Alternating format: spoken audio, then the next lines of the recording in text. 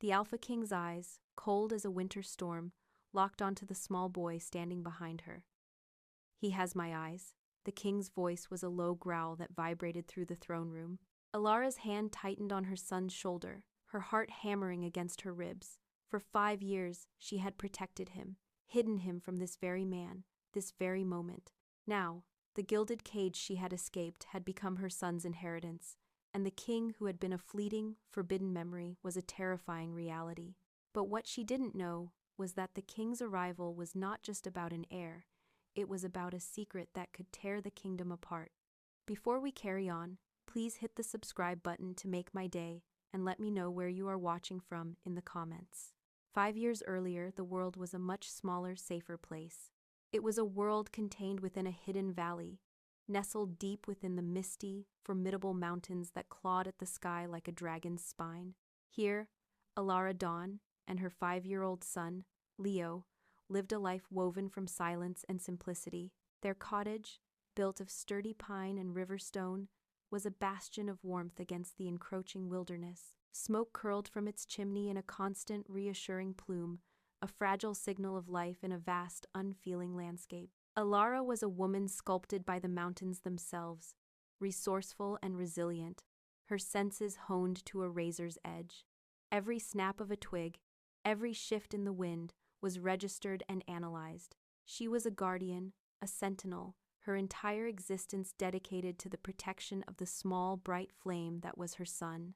Leo was a whirlwind of life, a stark and beautiful contrast to the quiet solemnity of their surroundings. He was a bright, curious boy with a spirit as untamed as the wild streams where they gathered water.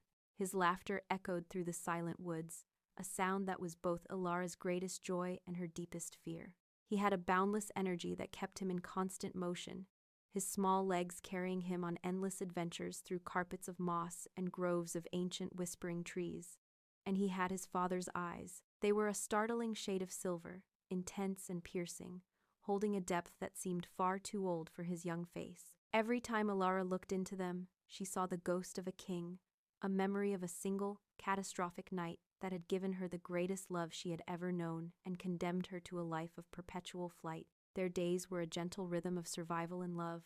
The air was a constant, clean perfume of pine resin, damp earth, and the faint, sweet scent of decaying leaves. The mist was a living entity, a constant shroud that clung to the valley, muffling sound and blurring the edges of the world, a perfect cloak for their hidden lives. Inside their cottage, the hearth fire crackled and spat, casting dancing shadows on the walls and filling the single room with a comforting, smoky warmth.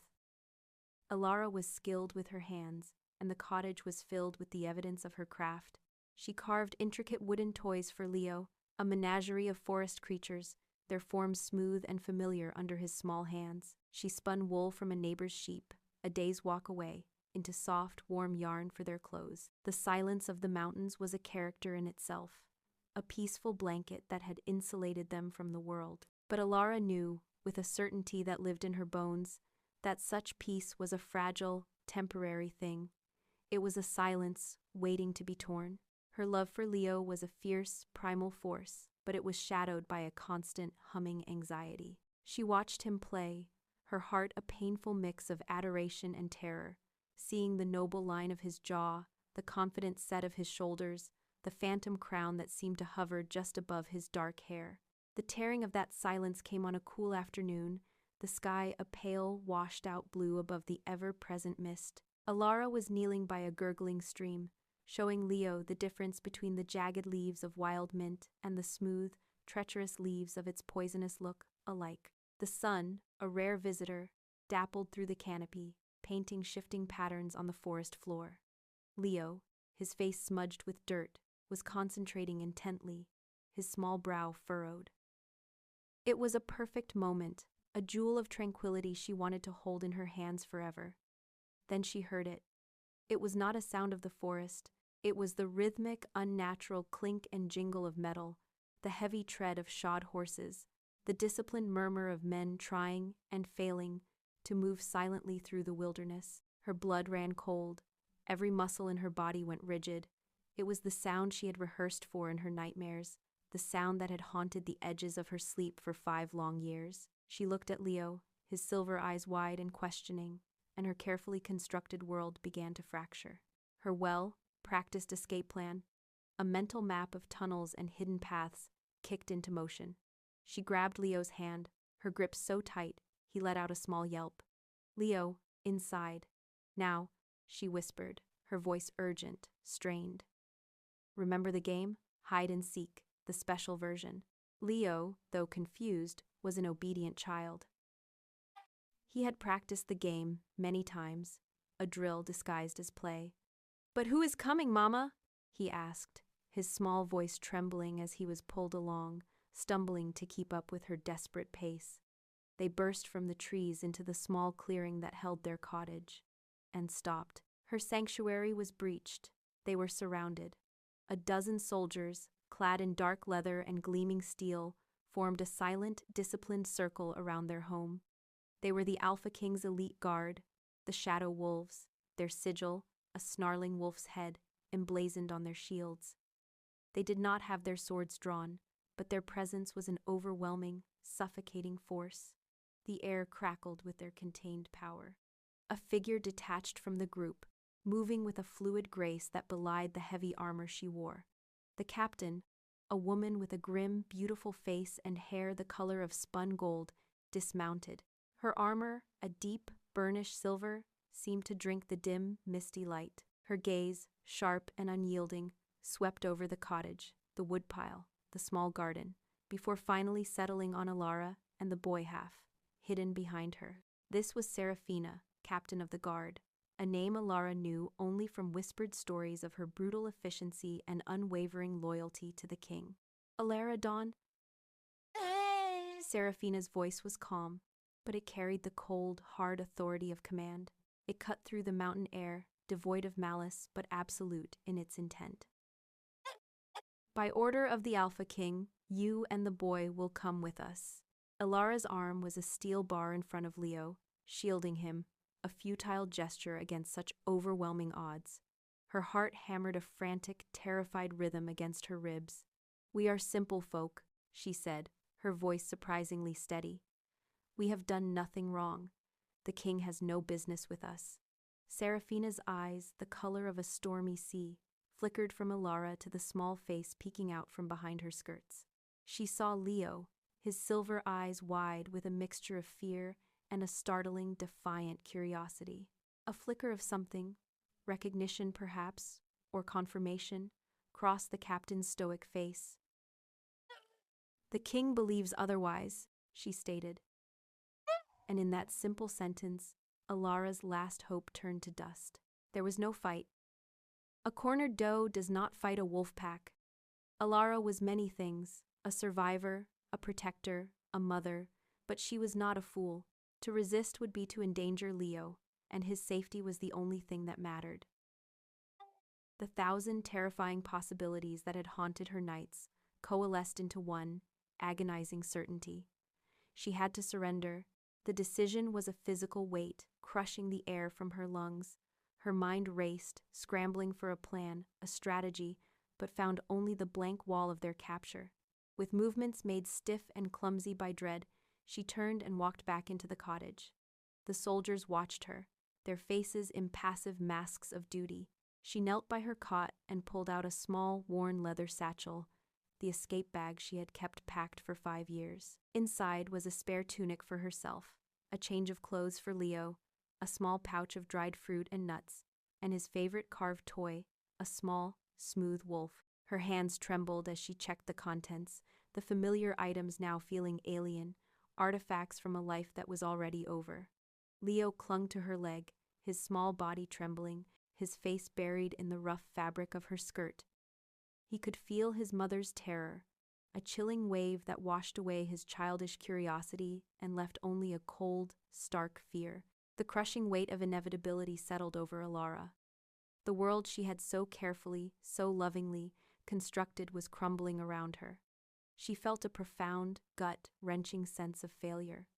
She had run, she had hidden, she had watched, and it had not been enough. She could not protect her son from the most dangerous thing of all, his own lineage. Seraphina gestured for her to come out. Elara took Leo's hand, straightened her shoulders, and walked out of her home for the last time. She did not look back. The journey from the cottage was a blur of fear and disbelief.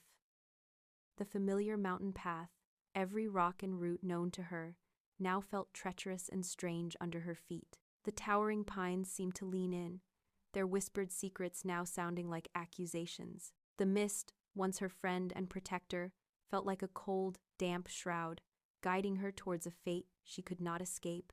The life she had known was over, and the gilded cage she had fled so long ago was waiting to reclaim her. The journey down the mountain was an exercise in slow, grinding torture.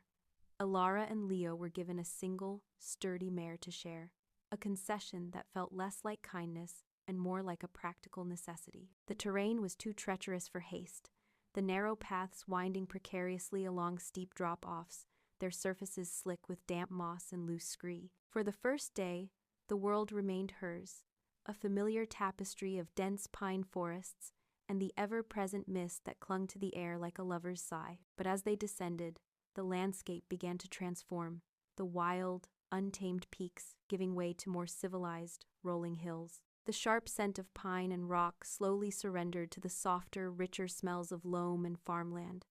It was a world she had forgotten, a world she had fled, and its reappearance felt like a betrayal. Leo, after his initial terror subsided, became a vessel of pure, unadulterated curiosity. The world unfolding before him was a storybook come to life. The soldiers, who to Elara were steel, caged threats, were to him a source of endless fascination. He stared at the intricate tooling on their leather armor, the way their crimson capes billowed in the wind, the stoic impassivity of their faces. He peppered Elara with a constant stream of questions, his high, clear voice a stark counterpoint to the grim silence of their escort. "Mama, why are their swords so shiny?" he would ask, pointing a small, grubby finger at the hilt of a soldier's longsword. "Are they knights, like in the stories?" "They are soldiers, my love," Elara would reply, her voice a low, tight murmur meant only for him. She kept her gaze fixed forward, refusing to meet the eyes of any of their captors. "Just men doing their job. Is it their job to be our friends?" Leo pressed, his innocence a sharp pang in her chest. "No, Leo, it is not." She maintained a guarded, almost hostile silence with the soldiers, particularly with their formidable captain. Serafina rode near them, a silent, watchful presence. Elara observed everything, her senses on high alert, trying to gauge the true nature of the threat. She noticed the small things, the details that didn't fit the narrative of a simple capture. When they made camp, she and Leo were given the best spot by the fire. Their food, though simple campaign fare, was offered to them first. They were not bound. They were not treated with cruelty or contempt. Instead, they were handled with a strange, formal respect that she found more unsettling than open hostility. It was the care one might take with a fragile, priceless artifact or a volatile, dangerous weapon. They were not prisoners, she realized with a growing sense of dread. They were assets. Her mind, deprived of any other distraction, became a whirlwind of memory. She was transported back 5 years, to that single, forbidden night. She did not relive it as a romantic fantasy, a stolen moment of passion with a powerful king. In the cold, harsh light of her current reality, she saw it for what it was, a moment of catastrophic weakness, a lapse in judgment that had sealed her fate and the fate of her son. She remembered King Kaelin's charisma, a palpable force that seemed to bend the very air around him. She remembered his power, not just the political authority of his crown, but the raw, primal power of the Alpha that radiated from him in waves. She remembered the scent of ozone and pine that clung to him, a scent of storms and ancient forests that had imprinted itself on her soul. And she cursed herself. She cursed her youth, her loneliness, her naivety. She had seen a man, but she had been blind to the king, and now the king had come to collect his due. On the 3rd day, they stopped for supplies in a small, bustling village nestled in a river valley. The sudden immersion in a crowd, the cacophony of voices, the smell of livestock and baking bread, was a jarring assault on Elara's senses after years of mountain solitude. She kept Leo's hand in a vise-like grip, her knuckles white. While Serafina bartered for grain and salted meat, Elara tried to buy a small apple for Leo from a market stall. The vendor, a portly man with a sour face and suspicious eyes, looked her up and down, taking in her worn, simple dress and the mountain dust that still clung to her. "We don't serve mountain vagrants here," he sneered, waving a dismissive hand. "Be on your way. Your kind brings nothing but trouble." The insult barely registered with Elara, who was long past caring about the opinions of strangers. But before she could turn away, a shadow fell over the stall. Serafina stood behind her, her armored form blocking out the Sunday. She didn't raise her voice. She didn't have to. She reached into a pouch at her belt and placed a single, heavy gold coin on the wooden counter. The coin, bearing the king's profile, gleamed with an authority that silenced the entire market square. "You will give the lady and her son anything they require," Serafina said, her voice as cold and hard as the coin she had produced. "And you will show them the respect they are due." The vendor's face went pale. He stammered an apology, his eyes wide with fear, and practically threw the best apples on his cart into a sack for them. Elara stood frozen, shocked into silence. It was the first undeniable sign that her situation was far more complex than a simple arrest. This was not protection. It was a declaration of ownership. Serafina was not her jailer, she was her handler, and the act did not comfort Elara, it terrified her. It complicated her view of the captain, revealing a woman bound not by malice, but by a duty so absolute it was a force of nature in itself. Later that afternoon, as they watered the horses at a trough, Elara's world tilted on its axis. She was tending to Leo, wiping his sticky hands with a damp cloth, when she overheard two of the younger soldiers talking nearby. They spoke in low tones, confident that the noise of the camp would cover their words. "Can you believe it?" one said, shaking his head. "After all this time?" The king was right. The succession crisis is over then. The other replied with a sigh of relief. The council has been on his back for years, pressuring him to marry that Isolde creature and name an heir. Now he has one, a son. The words struck Elara with the force of a physical blow. Succession crisis, council pressure, heir. The pieces clicked into place with a horrifying, sickening finality. Her breath caught in her throat, and the blood drained from her face. It was never about her. They hadn't been searching for the woman who had warmed the king's bed for a single night. They had been searching for the fruit of that night. They didn't want her, a mountain woman with no name and no status. They wanted Leo. They wanted the king's son. The horrifying, complete, and absolute reason for their capture was suddenly laid bare, and it was 1,000 times worse than anything she had ever imagined. Her son was not just a child, he was a political pawn, a living claim to a throne, and she had just delivered him directly into the hands of the players. After that, the rest of the journey passed in a haze of cold, calculated dread. The rolling hills flattened into wide, fertile plains, dotted with farms and villages. And then, after 6 days of travel, they saw it. At first, it was just a dark shape on the horizon, a jagged tooth breaking the clean line of the earth and sky. But as they drew closer, it resolved itself into the capital city, a sprawling metropolis of stone and timber, and at its heart, the colossal edifice of the royal castle. It was a fortress of impossible scale, a mountain of black stone and soaring towers, its banners snapping in the wind like the wings of captive birds. It was a symbol of the very power she had fled, a monument to the life she had renounced, and it seemed to suck the very light from the sky. The noise and the smell of the city hit them like a physical wave. After 5 years of near-perfect silence, the clamor of thousands of people, the rumble of cartwheels on cobblestones, the shouting of merchants, and the bleating of animals was an overwhelming, nauseating roar. The air was thick with the smells of wood smoke, sweat, food, and waste, a suffocating blanket after the clean, sharp air of her mountain home. Leo, who had never seen more than a dozen people in one place, was utterly awestruck.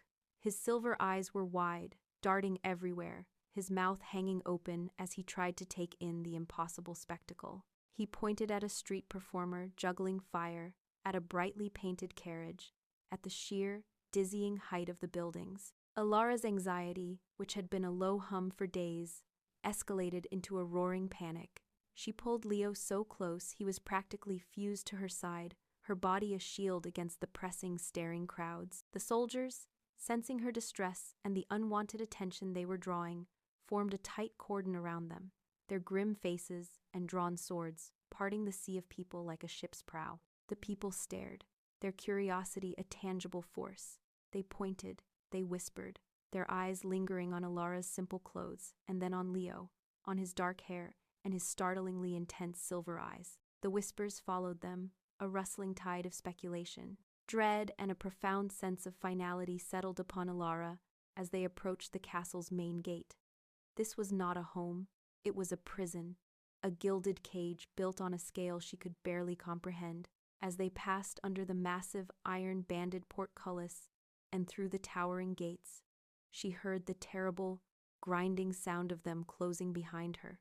The boom echoed off the stone walls of the bailey, a deep, resonant thud that vibrated through the soles of her feet and up into her very soul. It was a death knell. It was the sound of her old life ending, of her freedom being extinguished, of the world shrinking to the size of a single, inescapable fortress. The gilded cage awaited, and its door had just been locked. They were not escorted to the dungeons, as Elara had morbidly anticipated. There were no cold stone walls, no damp straw, no clanging iron doors.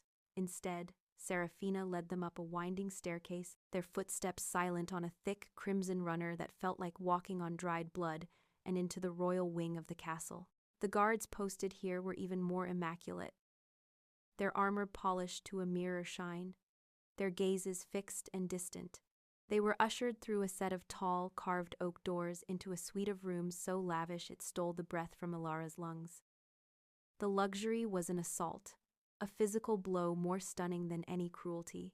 The air was scented with beeswax and dried lavender, a stark, cloying contrast to the clean, wild air of her mountains that felt designed to smother her memories.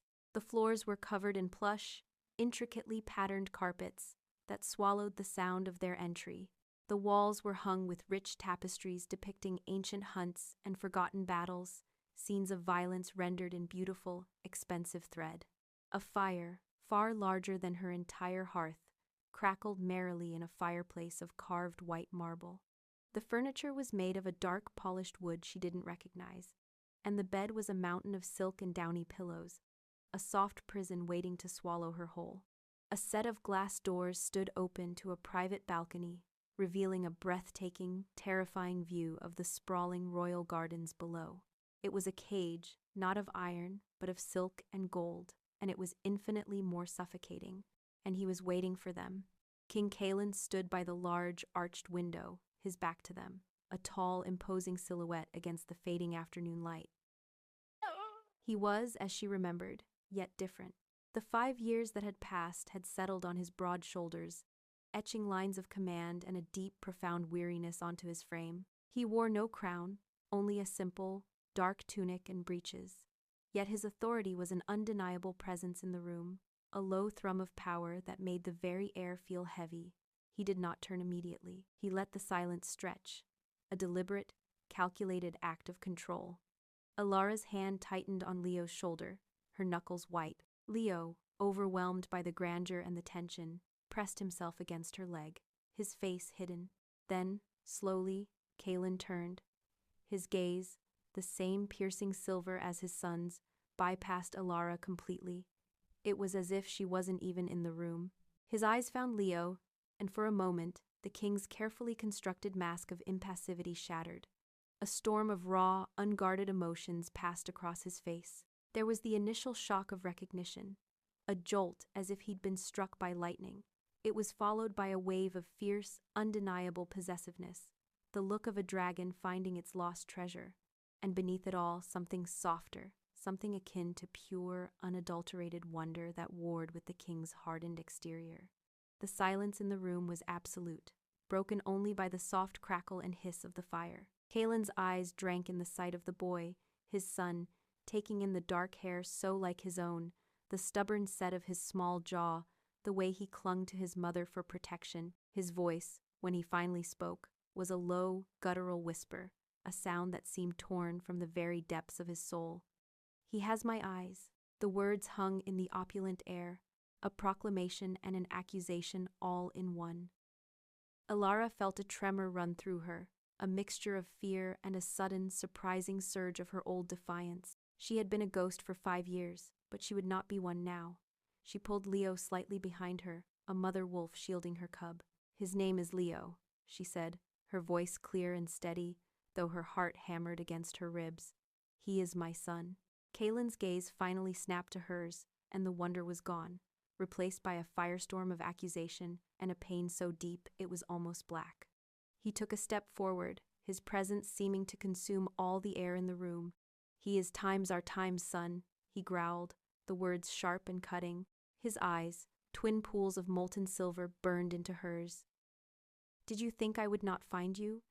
Did you think for a single moment that I would ever stop looking?" The explosive tension of their reunion did not break. It simply shifted, congealing into a cold, hard barrier between them. Later, after Leo had been taken by a pair of wide-eyed handmaidens to an adjoining room filled with more toys than he had ever seen in his life, Kaylin led Elara to his private study. It was a room that spoke of power and pragmatism, dominated by a massive desk of dark oak, covered in maps, scrolls, and royal decrees. The walls were lined with bookshelves filled not with stories, but with histories, legal texts, and military strategy. Here, the king was not a man wrestling with the shock of finding his son. He was an alpha ruler facing a crisis. He paced before the hearth, a caged lion in his own den, his movements restless and charged with a dangerous energy.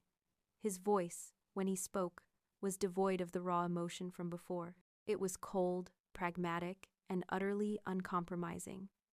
"The kingdom is on a knife's edge," he began, not looking at her, his gaze fixed on the flames. "The wolf packs to the north, led by the brute Fenrir Blackfang, are testing our borders, growing bolder with every season. The southern lords are grumbling about taxes and old allegiances. My council, a collection of old men and ambitious vipers, grows more restless by the day." He finally stopped pacing and turned to face her, his expression hard. "For 5 years, they have demanded I secure the future of my line. They have pushed and prodded, insisting I marry and produce an heir. They believe a king without a direct heir is a weak king. An invitation for chaos and civil war." He gestured vaguely towards the window. "Towards the kingdom beyond. I have been putting them off for years, buying time, using every political trick and royal prerogative I possess, because I was secretly using those same resources for another purpose."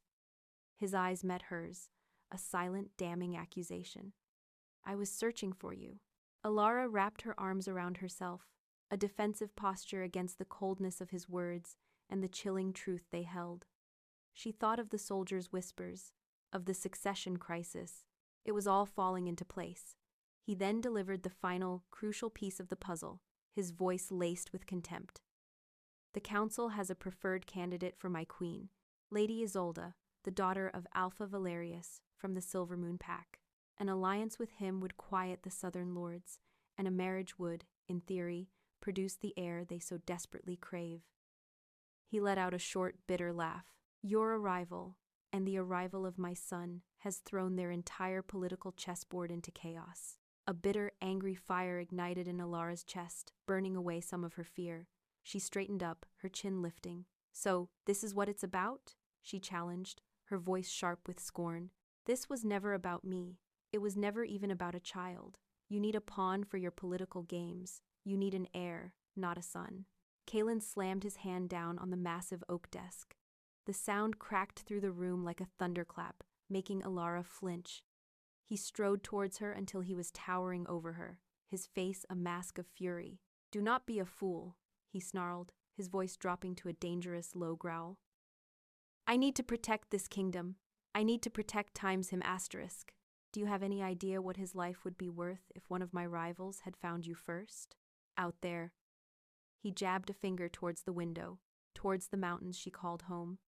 "He is a bastard with a dangerous claim, a target for any ambitious lord with a long knife and a longer memory. In here." His voice softened almost imperceptibly, but the intensity remained. "Under my protection. With my name, he is a prince. He is safe." The central, impossible conflict was laid bare between them. Elara wanted to protect Leo from the gilded cage, from the vipers of the court, from the world of violence and duty she saw in Kaelin's eyes. Kaelin wanted to use Leo to secure his kingdom, believing with every fiber of his being that it was the only way to truly protect him. They both wanted to keep their son safe, yet their definitions of safety were worlds apart, separated by a chasm of fear, mistrust, and 5 years of secrets. Elara's new life began, a life where she was a queen in all but name, and a prisoner in all but chains. She was confined to the lavish suite of rooms, a gilded cage whose bars were made of suffocating luxury and constant surveillance. 2 handmaidens were assigned to her, young women with placid faces and watchful eyes who catered to her every need while reporting her every move. Tutors were brought for Leo, stern, scholarly men who began filling his head with history, lineage, and the duties of a prince, washing away the mountain lore Elara had so carefully taught him. She would watch them, a cold knot of dread in her stomach, as they pointed to maps and spoke of bloodlines, seeing her son, her bright, wild Leo, being molded into something she didn't recognize. She felt herself being erased, her influence over her own son slowly and systematically replaced by the machinery of the crown. Her only escape was the balcony and the sprawling royal gardens beyond. One afternoon, seeking a moment of breathable air, she ventured down into them. It was a world of impossible beauty, of meticulously sculpted hedges, fountains that sang with the music of falling water, and flower beds that exploded in a riot of color. It was here, amidst the scent of roses and lavender, that she met Lady Isolde for the first time. Isolde was walking with 2 of her ladies, a vision in a gown of emerald green silk that shimmered in the sunlight. She was everything Elara was not: tall, elegant, with hair the color of pale gold and eyes the cool, placid blue of a summer sky. She moved with the innate, unshakable confidence of a woman born to power, her beauty as sharp and polished as a well-honed blade. As Elara passed, Isolde stopped, a slow, deliberate smile gracing her perfect lips. It was a smile that held no warmth, only a chilling, predatory curiosity. "You must be the mountain woman." Isolde's voice was like honey laced with frost. Her eyes, cool and appraising, raked over Elara's simple, homespun dress with a flicker of disdain. "I am Lady Isolde. The king and I are to be wed soon. A matter of state, you understand." The lie was delivered with breathtaking ease. "I do hope you and your child," she paused, letting the word hang in the air, laden with insinuation, "will be comfortable here, for however long you stay." The veiled threat was as clear as the water in the fountain beside them. Isolde's gaze then shifted, moving past Elara to where Leo was chasing a butterfly near a rose bush. The saccharine smile on her face vanished, replaced by a look of cold, stark calculation.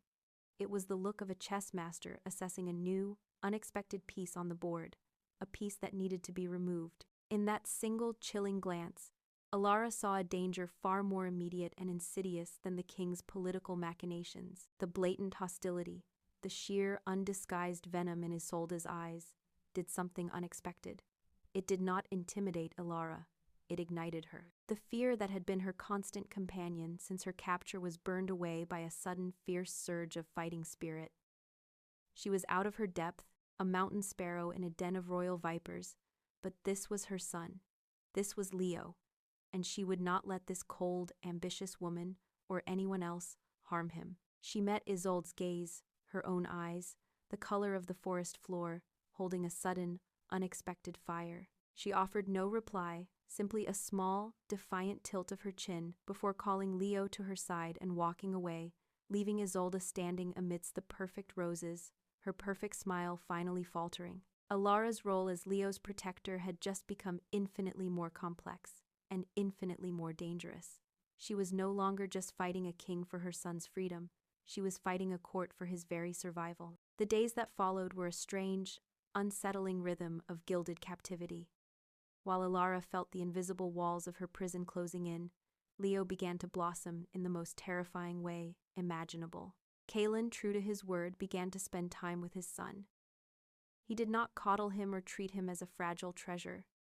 He treated him as an heir. He started by taking Leo to the royal training grounds, a vast, packed, earth courtyard that echoed with the clang of steel and the grunts of men. Elara watched from the stone archway of a cloister, her heart a tight, painful knot of conflicting emotions. The air smelled of sweat, leather, and hot metal, a scent so alien from her world of pine and damp earth that it made her feel dizzy. Kaelin stood beside Leo, a giant beside a sapling, and his patience was a thing of profound shock to Elara. He had a small wooden sword, blunted and balanced for a child's grip, and he was demonstrating the basic stances. His voice, the same one that had snarled at her with such fury, was now a low, steady rumble of instruction, his large hands gently adjusting Leo's grip, turning his small feet to the proper angle. Leo, her wild mountain boy, was utterly captivated. His silver eyes, so like his father's, were wide with concentration and a fierce, burning joy. He mimicked Kaelin's movements with a clumsy grace, his small face set in a determined frown. Knights and squires paused in their own brutal training to watch, their hard faces breaking into rare, indulgent smiles at the sight of their king and his newfound son. A part of Elara, the part that had lived in fear for 5 years, was screaming. She was watching her son being drawn into the very world of violence and duty she had sacrificed everything to escape. She saw the blunted wooden sword in his hand and knew it was just a placeholder for the real, deadly steel he would one day be expected to wield. She saw him standing in the shadow of the king, and it felt like watching him being consumed. But there was another part of her, a smaller, more treacherous part, that felt a painful pang of something she couldn't name. It was a flicker of warmth at the sight of Kaelin's unguarded tenderness, the genuine pride that softened the hard lines of his face as he watched Leo. It was a stab of jealousy that this man, this stranger, could unlock a part of their son that she never could. She saw the unadulterated joy on Leo's face as he connected with the father he never knew he was missing, and her heart broke a little, for him, for herself, for the simple life that was now lost to them forever. That evening, Leo ran into her rooms, his face flushed and his eyes shining with an almost feverish excitement. He was breathless, his chest heaving. "Mama, look!" he exclaimed, holding up his hands, which were already showing the faint pink marks of gripping the wooden sword. "The king, my father, he said I have a warrior's grip. He said it's in my blood. He's going to teach me everything. He's going to teach me to be a king." The words, so innocent and full of pride, sent a chill down Elara's spine that had nothing to do with the evening draft. A warrior's grip. In my blood. Teach me to be a king. They were not the words of her child, her Leo. They were the words of an heir, a prince, a continuation of a line she wanted no part of. She forced a smile, her lips feeling stiff and unnatural, and hugged him, burying her face in his dark hair to hide the terror in her eyes. While Kaelin was forging a bond with his son, Lady Isolde was forging weapons of her own. Seeing her position as the future queen, a position she had considered a certainty, suddenly and irrevocably threatened, she began to move with the silent, deadly grace of a predator. She did not act rashly, she was too clever for that. She began to sow the seeds of discord, her whispers as potent as any poison. She used her considerable influence with the council members, the wives of powerful lords, and the court's endless network of gossips. The rumors started as faint murmurs in the castle's corridors, but they grew in volume and venom with each telling. Elara was no longer just the mountain woman.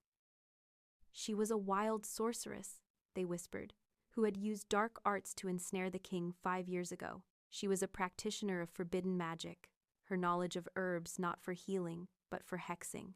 The most damaging rumor, the one that spread like wildfire, was that Leo might not even be the king's true son. "Such intense silver eyes are not unheard of in the northern clans," Isolde would muse to a rapt audience of court ladies, her voice laced with false sympathy. And she was alone in those mountains for 5 years. Who knows what manner of man or creature might have passed through? The lie was a masterpiece of insinuation, planting a seed of doubt that could delegitimize Leo's claim entirely. Elara's very presence, Isolde argued to the more politically minded, was a destabilizing force, an insult to the ancient laws of succession, and a threat to the kingdom's security. In her campaign, Isolde found a willing and powerful ally in Lord Valerius. He was an old, bitter man, a member of the king's council whose family, generations ago, had a distant but legitimate claim to the throne. He was a creature of pure ambition, cloaked in a veneer of tradition and propriety. He saw Leo not as a child, but as an insurmountable obstacle to his own family's long, dormant aspirations. He saw Isolde not as a future queen, but as a tool, a means to create the chaos from which he could finally seize power.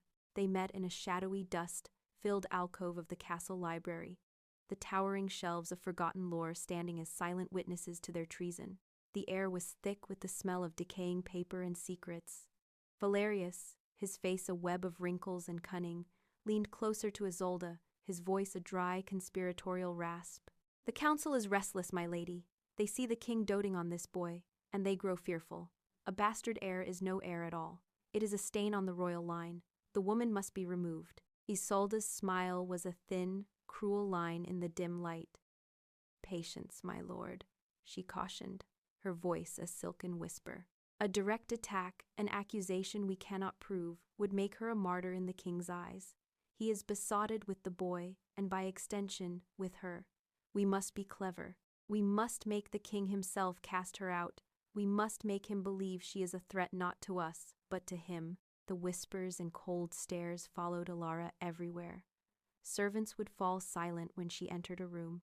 Guards would watch her with a new, suspicious light in their eyes. The handmaidens assigned to her became even more distant, their kindness replaced by a wary, fearful formality. The rumors finally reached her, delivered with reluctant sympathy by the youngest of her handmaidens, a girl named Lyra, who still had some measure of kindness in her heart. Elara listened, her face impassive, but inside, a cold, hard fury was building, a rage born of fear and injustice. She did not wait. She did not cower. The protective instincts that had kept her and Leo alive for 5 years surged to the forefront. She stormed from her rooms, her simple dress swirling around her ankles, her bare feet making no sound on the stone floors. She swept past guards who were too stunned to stop her and burst into Kaelin's private study without knocking. He was at his desk, poring over a map, a deep frown creasing his brow. He looked up, his eyes widening in surprise and then narrowing in anger at her intrusion. But she gave him no time to speak. "Your court is calling me a witch," she began, her voice trembling with a rage she could no longer contain. She advanced on the desk, her hands clenched into fists at her sides. "They are whispering that I lay with demons in the mountains. They are calling my son, your son, a bastard. Is this your protection? To bring us to this snake pit and let them tear us apart with whispers and lies?" Kaelin shot to his feet, his chair scraping harshly against the floor. He slammed his hand down on the desk, the impact rattling a silver inkwell. "I am managing it," he roared, his own anger rising to meet hers. "Do you have any idea the political firestorm you have created by simply existing? I am trying to hold a kingdom together, a kingdom that is fraying at the seams, and you storm in here with petty court gossip." "Petty gossip?" she cried, her voice breaking with disbelief and pain.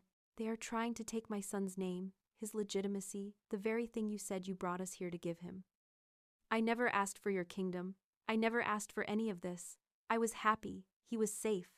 The words hung in the air between them, a raw and painful truth. Kaelin's face, which had been a mask of fury, suddenly crumpled. The anger drained out of him, replaced by an emotion so raw, so profound, it stunned her into silence. His voice, when he spoke again, was a low, ragged whisper, filled with the ghosts of 5 years of agony. "He was not safe," he said, his silver eyes locking onto hers, and for the first time, she saw not a king, but a man haunted by a fear that was a perfect mirror of her own. He was a target waiting to be discovered, a rumor waiting to be born. "I have lived every single day for 5 years with the fear that someone else would find you first. Someone with a rival claim, someone with an old grudge, someone who would not bring you to a castle, but would put a knife in your back and your son's throat to eliminate a threat before it could ever be known." He sank back into his chair, his broad shoulders slumping, the weight of his confession seeming to crush him. "Every scout I sent out, every whisper I chased, I imagined finding you too late. I imagined finding your graves." The revelation struck Elara with the force of a physical blow. All this time, she had seen his actions as those of a possessive king claiming his property. She had never once considered that they were driven by the same all-consuming terror that had been her own constant companion. The argument, though born of heat and anger, had cracked the thick ice of mistrust and resentment that had frozen them apart. In the space of a heartbeat, the dynamic shifted. The anger, the accusations, the bitterness, all of it evaporated in the face of this shared, terrible vulnerability. It was no longer her versus him. It was no longer the mountain woman against the Alpha King. In the quiet of the study, surrounded by the burdens of a kingdom, they were simply Elara and Kaelin, two parents terrified for the life of their child. It was them against the world. The fragile understanding forged in the firelight of the king's study was a flickering candle in a hurricane. It offered a sliver of warmth, a moment of shared humanity, but it was no match for the storm gathering outside their walls. Isolde and Valerius, having planted their seeds of doubt, now prepared to harvest a whirlwind. Their plan, elegant in its cruelty, was set into motion with the quiet precision of a spider spinning its web. The instrument of their treachery was a young servant, a boy named Rhys, whose family served Lord Valerius and lived under the constant threat of his displeasure. Under duress, his face pale with a terror that went far beyond the fear of a king, Rhys crept into Elara's lavish suite while she and Leo were in the gardens. His hands trembled so violently he could barely unwrap the small, cloth-bound bundle. Inside was a collection of dried herbs, their dark, jagged leaves and brittle stems looking sinister and alien in the opulent room. He shoved the bundle deep into the back of the large, cedar-lined wardrobe, tucking it beneath a stack of simple linen shifts that seemed to mock the silks and velvets surrounding them. The scent of cedar and the faint, bitter smell of the herbs mingled in the air, a perfume of betrayal. The next morning, the trap was sprung. Lady Isolde, feigning a visit of reconciliation, requested an audience with Elara. She arrived with two of her ladies, her face a perfect mask of polite concern. While making small talk, her eyes darted around the room, a predator seeking its prey. With a small, theatrical gasp, she walked to the wardrobe, claiming a moth had flown inside. She opened the heavy doors and began to rifle through the contents with a familiarity that made Elara's skin crawl. "Oh my." Isolde's voice was a pitch, perfect note of shock and horror. She pulled out the cloth bundle, holding it between her thumb and forefinger, as if it were a venomous snake. "What is this?" Before Elara could even process what was happening, Isolde had swept from the room, her ladies in her wake, the bundle held aloft like a trophy.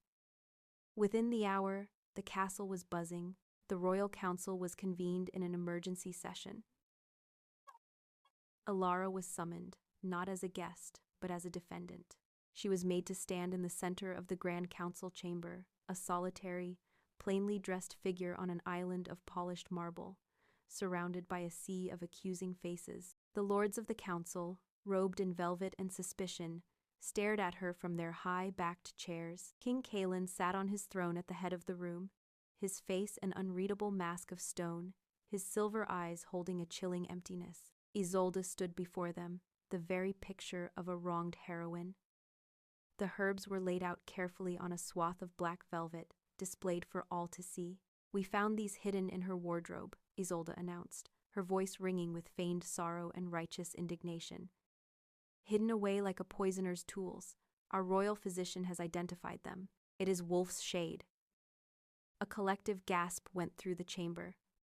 Wolf's shade was the stuff of nightmares, a rare, slow-acting poison, known only in the wildest, most remote parts of the kingdom. It was a poison that mimicked a wasting sickness, leaving no trace, its victims fading slowly until their hearts simply stopped. "The mountain woman brings her dark arts into our very home." Isolde's voice rose, trembling with manufactured fury. "She intended to murder our king, to slowly and secretly steal his life, and place her bastard son upon the throne." The council erupted in outrage. Lords shot to their feet, shouting, their faces purple with fury. The accusations rained down on Elara, a hailstorm of hatred and fear. Witch, assassin, usurper. Through it all, she stood silent, her back straight, her head held high. Her gaze was fixed on one man and one man only. She looked at Kaelin, searching his face for any sign of the man from the study, for the shared fear, for the fragile truce. She found nothing. His face was a fortress, his eyes cold, distant stars. He did not defend her. He did not question the proceedings. He simply watched, his silence her condemnation. She was not sent to the dungeons. The king's cold mercy dictated she be imprisoned in her own luxurious rooms, the guards at her door now undisguised jailers. Hours passed, the sun set, painting the sky in hues of blood and bruising, and still she was alone with her terror. Finally the doors opened. It was Kalen. He entered alone, dismissing the guards with a flick of his wrist. The stony mask was gone, replaced by a raw, agonizing conflict that tore at his features. He looked like a man being ripped in two. He paced the room, the caged lion once more, the silence stretching until Elara thought she would scream. "Tell me you did not do this, Elara," he finally said, his voice a low, ragged plea. He stopped and faced her, his eyes boring into hers, desperate for the truth. "Tell me it is a lie." A strange, surprising calm settled over Elara. The worst had happened. She had been accused, condemned in the eyes of the court, and the man who had sworn to protect her had stood by and watched. There was nothing left to fear. "I did not," she said, her voice quiet but firm. "It is a lie." She saw the flicker of hope in his eyes, immediately warring with the poison of doubt that had been so expertly planted. "Let me see the herbs," she said, not a request, but a soft command. He hesitated for a moment, then gave a sharp nod. He left and returned a moment later with the velvet, wrapped bundle. He placed it on the table between them. With steady hands, Elara unwrapped the cloth. She looked at the dried, dark leaves, her expression unreadable. She picked up a single, brittle leaf, ignoring Kalen's sharp intake of breath. She brought it to her nose, inhaling deeply. Then, she crushed it between her fingers, the leaf turning to a fine, dark powder. She smelled her fingers, her eyes closing for a brief moment. When she opened them, a small, confident smile touched her lips for the first time since she had arrived at the castle. It was a smile of pure, unadulterated certainty. "This is not Wolf's shade," she said, her voice clear and ringing with an authority that stunned him into silence. She looked up, her forest, green eyes meeting his, and for the first time, he saw not a victim, but a woman of immense, hidden power. "Where I come from, in the mountains, we call this King's Folly." She picked up another leaf. "It looks nearly identical to Wolf's shade. The leaf has the same jagged edge, the stem the same dark color. An amateur, a court dweller who has only read of such things in books, would easily be fooled." She met his gaze, her smile widening slightly. "But the smell is wrong. Wolf's shade smells of bitter almonds and damp graves. This," she held the crushed leaf out to him, "smells of pepper and dirt. It's harmless. In fact, it's used to make a rather bitter tea to aid digestion." She let the dust fall from her fingers back onto the velvet. "Whoever tried to frame me is an idiot." The power in the room shifted so suddenly and completely, it was as if the world had tilted on its axis. Elara's primitive knowledge, the mountain wisdom they scorned, had become her salvation. In that moment, Kalen saw it all with a blinding, horrifying clarity. The whispers, the rumors, Isolde's saccharine smile, Valerius's grasping ambition. He saw the intricate web of lies he had almost been caught in. He had almost condemned her. He had almost believed them. His trust in his counsel, in the very foundations of his court, shattered into a million pieces, and in its place, a new, fragile, but fiercely powerful trust in the woman standing before him began to solidify. He had demanded she trust him to protect her in his world, and he had failed. She had just saved them both with the knowledge of hers. Kalen moved with a swift, cold fury. He used Elara's knowledge not as a shield, but as a sword.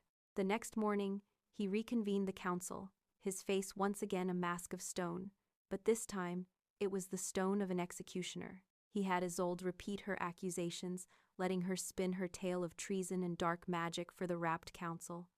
When she was finished, he did not look at Elara. He called for the royal physician, a portly, nervous man who had made the initial identification. In front of the entire council, Kalen commanded the physician to brew a tea from the herbs and drink it himself. The man's face went white with terror, and he fell to his knees, confessing that Lord Valerius had threatened his family, that he had only glanced at the herbs and confirmed what he was told to confirm. Kalen then had the tea brewed and drank a cup himself, his eyes locked on Isolde's, a silent, brutal challenge.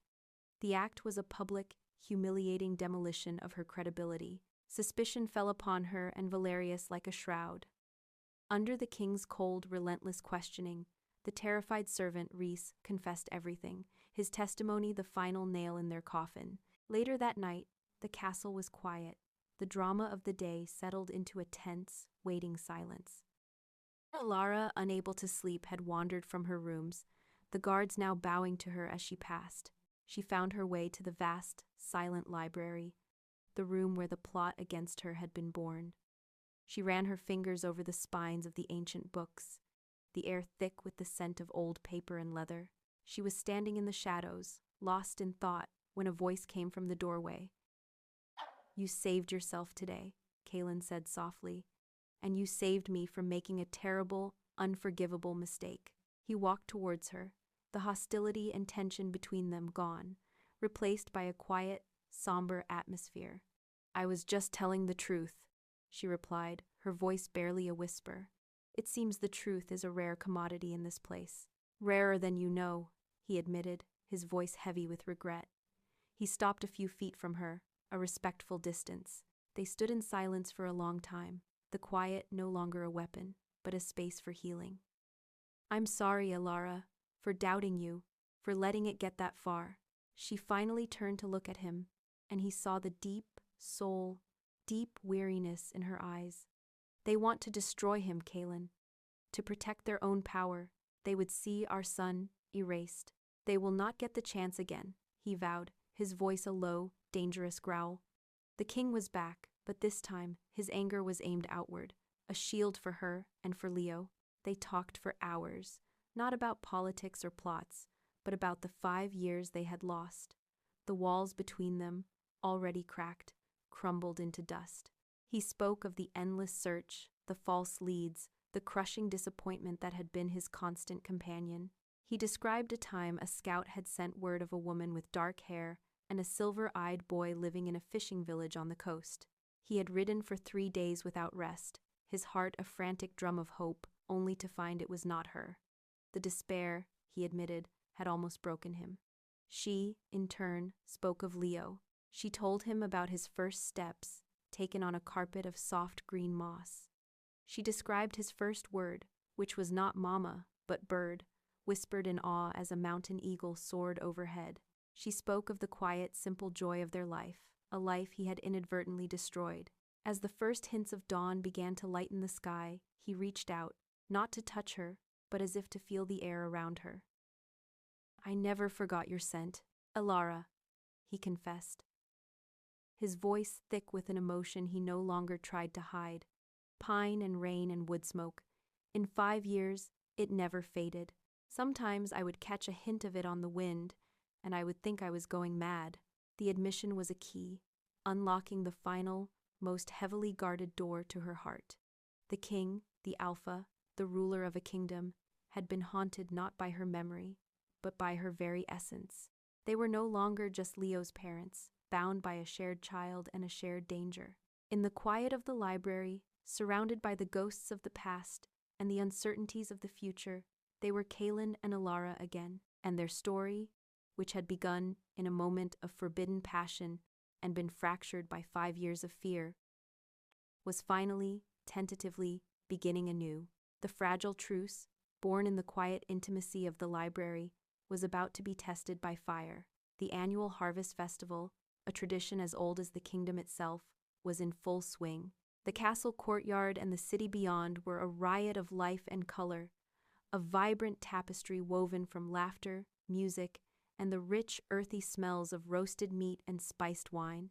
For the first time since her arrival, Elara felt a flicker of something other than fear.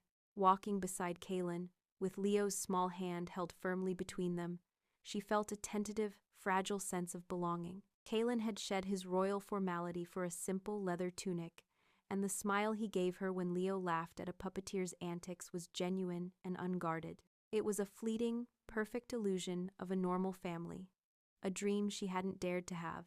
Lord Valerius, however, saw the festival not as a celebration, but as an opportunity. Ruin and exposure were breathing down his neck, and desperation had made him reckless. He watched the royal family from the shadows of a stone colonnade, his face a mask of cold fury.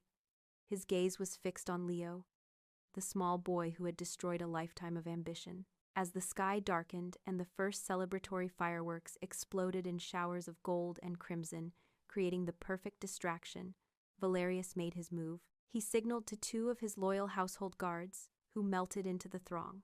One started a mock brawl, drawing the attention of the nearby royal guard, while the other, moving with practiced swiftness, snatched Leo from beside a distracted Elara, clapping a hand over the boy's mouth before he could scream.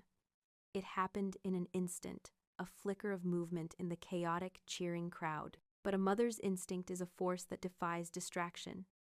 Elara felt the absence of Leo's hand in hers a split second before her mind registered it. It was not a thought, but a physical sensation, a sudden, violent plunge of ice water through her veins. The joyous noise of the festival faded to a dull roar in her ears. Her head snapped around, her eyes scanning the sea of faces with a frantic, desperate intensity. He was gone. The world stopped. She turned to Kaelin, her face a mask of pure, primal terror.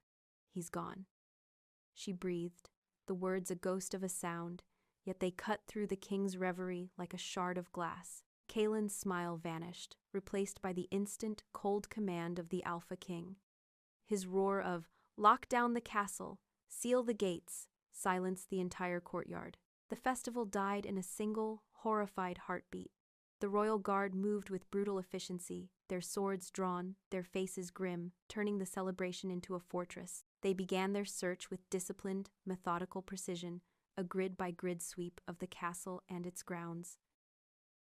But Elara's mind worked on a different plane, one of instinct and shadow. She remembered her restless, sleepless nights exploring the castle's vast and lonely corridors, the faint drafts she'd felt from behind ancient tapestries, the worn sections of floor that hinted at hidden mechanisms. While Kaelin's men searched the known world, Elara slipped away from the chaos, her heart a cold, hard stone in her chest. She ran to the library, to a tapestry depicting a long, forgotten battle, and her fingers found the cleverly concealed latch she had discovered weeks ago.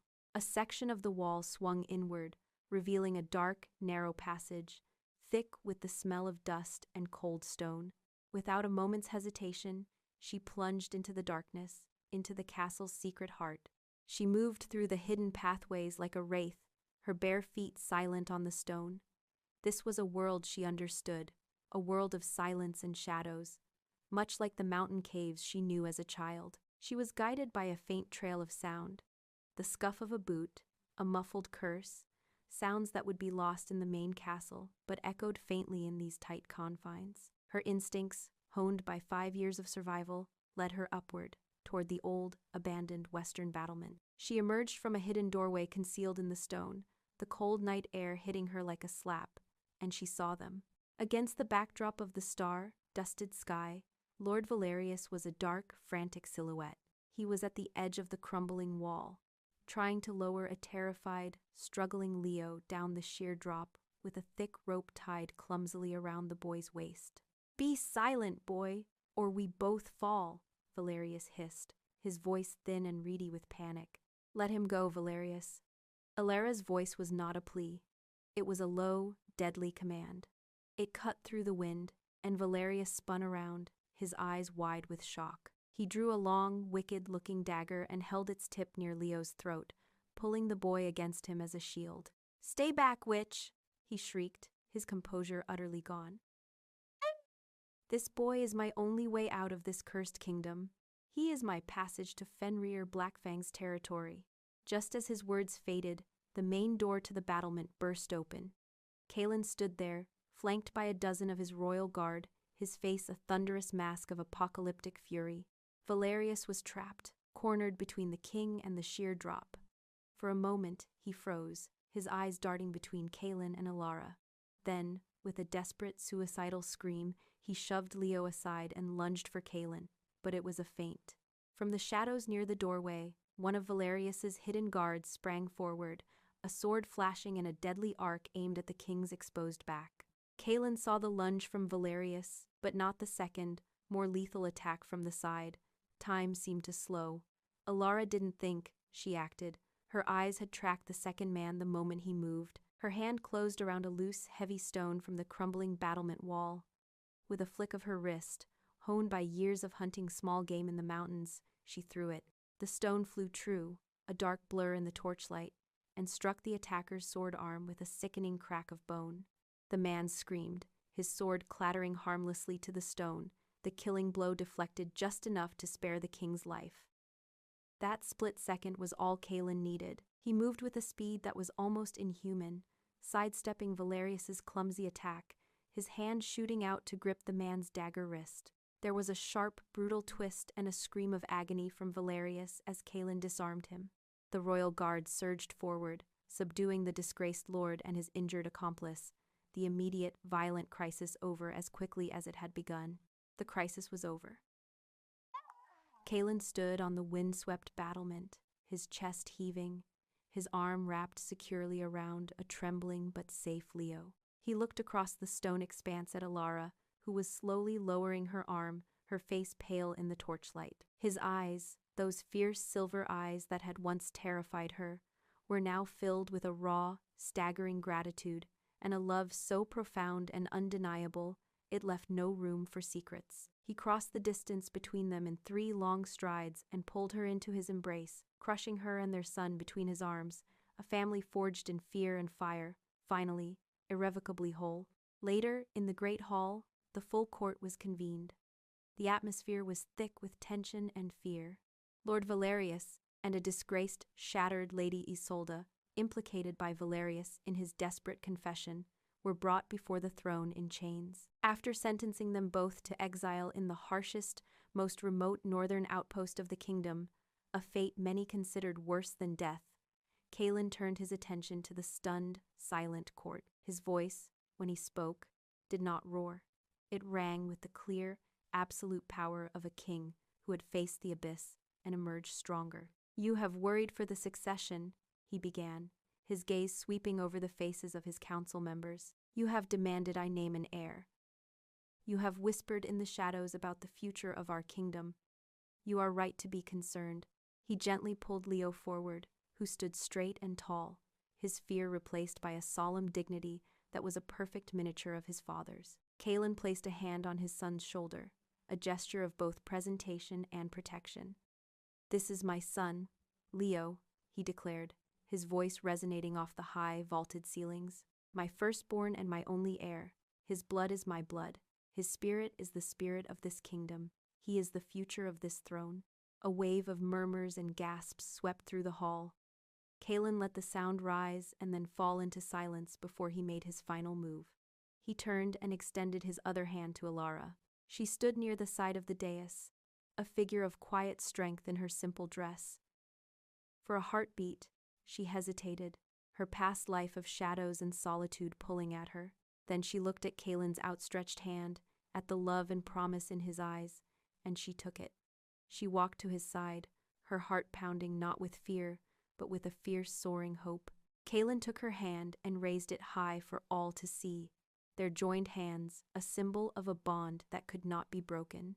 "And this," he proclaimed, his voice softening but losing none of its power, "is Elara, the woman I chose 5 years ago, the mother of my heir, my one true mate." He looked directly at the assembled lords and ladies, his gaze a challenge to any who would dare question him again. "From this day forward, you will not know her as the mountain woman. You will know her as your queen." The final scene was not one of pomp and circumstance, but of quiet, profound peace. As the first light of a new day broke over the horizon, painting the sky in shades of rose and gold, Kaelin, Elara, and Leo stood together on the royal balcony. The city below was quiet, sleeping off the terror of the previous night. Elara was no longer in her simple tunic. She wore a gown of deep royal blue, the color of the twilight sky over her mountains, a gift from Kaelin that she had accepted on her own terms. She did not look out of place. She looked like she belonged. Kaelin's arm was wrapped securely around her waist, a solid, reassuring weight. Leo stood between them, no longer a secret to be hidden, but a prince to be celebrated, his small hands holding tightly to one of each of theirs. The gilded cage had finally, impossibly, become a home. The forbidden love that had started in secret and been tested by fire had become the kingdom's greatest strength. The family was finally whole, their reign and their life together just beginning.